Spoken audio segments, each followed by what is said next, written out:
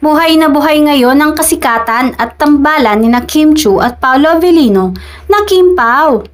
Dahil sa kasikatan ngayon, maging ang mga sikat nilang kasamahan na artista sa showbiz industry ay kinikilig sa chemistry at sweetness ng dalawa sa isa't isa. Maging ang mga kilalang showbiz reporter ay gustong-gusto ang kanilang kombinasyon. Sa isang episode ng Showbiz Update, vlog ni OG Diaz, naging paksa dito ang sikat na bagong love team na Kim Pao. Gusto daw ni OG Diaz si Paolo Avellino para kay Kim Chiu pag nagkataon.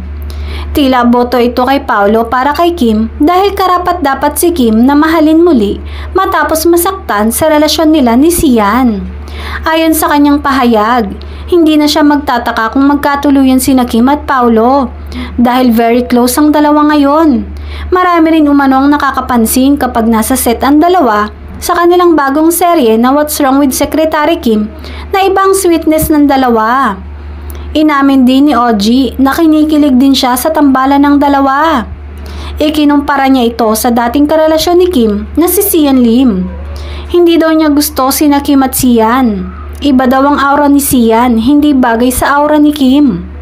Samantala, hindi naman daw imposibleng magkatuluyan ang dalawa ngayong pareho na silang single at komportable at maayos ang pakikitungo sa isa't isa.